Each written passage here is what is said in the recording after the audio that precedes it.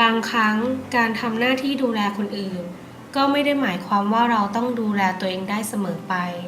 โดยเฉพาะในเรื่องของความรักกี่ครั้งที่ยังคงต้องร้องไห้เสียใจอยู่กับมันตลอดแต่ลึกๆแล้วเราก็ยังรอใครสักคนที่จะมาเป็นฝ่ายดูแลเราตลอดไป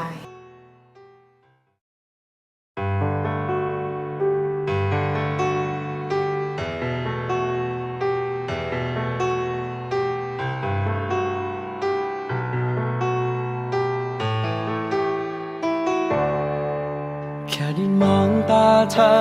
ในวันนั้นจากที่เราเจอกันแค่ครั้งเดียวเปลี่ยนชีวิต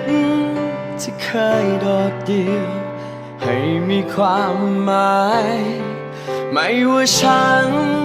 และเธอต่างคนต่างมาต่างกันเท่าไรคำว่ารักจะผูกใจเราไว้ไม่ให้ไกลกัน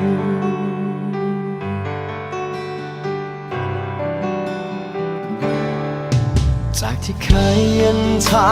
ก็หวั่นไหวจากเป็นคนอื่นไกลก็คุ้นเคยสิ่งที่ฉันไม่เข้าใจเลยเธอบอกกันให้รู้เปลี่ยนชีวิตฉันไปอยากอยู่นานๆเพื่อจะเฝ้าดูวันพรุ่งนี้รักเราจะเป็นอย่างไรฉันไม่เคยรักไม่เคยรู้ว่าชีวิตมันดีเช่นไรเมื่อได้มีมึงคนข้างกายเมื่อได้มีเธออยู่ข้างๆกันฉันมอบชีวิตต่อจากนี้ไปจนนิรันดร์ทั้งหัวใจคือเธอเท่านั้นรักของเราจะอยู่จนวันตาย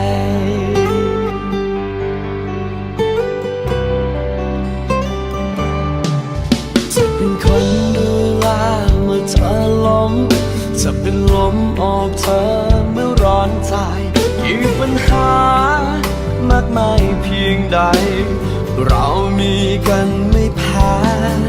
ต่อไปนี้สัญญาจะเกิดอะไร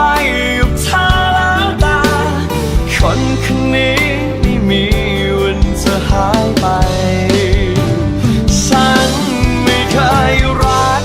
ไม่เคยรู้ว่าชีวิตมันดีเช่นไรเมื่อได้มีมึงคนข้างกายเมื่อได้มีเธออยู่ข้างๆกันฉันมอบชีวิตต่อจากนี้ไปจนนิรันดร์ทั้งหัวใจคือเธอเท่านั้นรักของเราจะอยู่จนวันตาย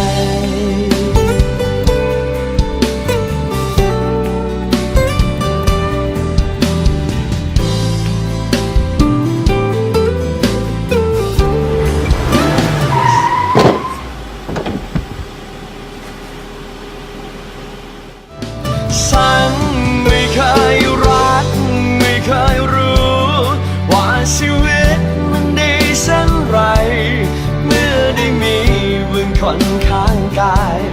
เมื่อได้มีเธออยู่ข้างๆกันฉันมอบชีวิตต่อจากนี้ไปจนนิรันดร์ทั้งหัวใจคือเธอเท่านั้นรักของเราจะอยู่จนวันตาย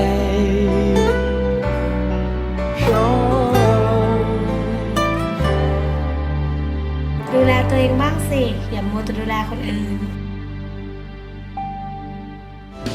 ฉันไม่เคยรักไม่เคยรู้ว่าชีวิตมันดีเช่นไรเมื่อได้มีมึงคนข้างกายเมื่อได้มีเธออยู่ข้างๆกันฉันมอบชีวิตต่อจากนี้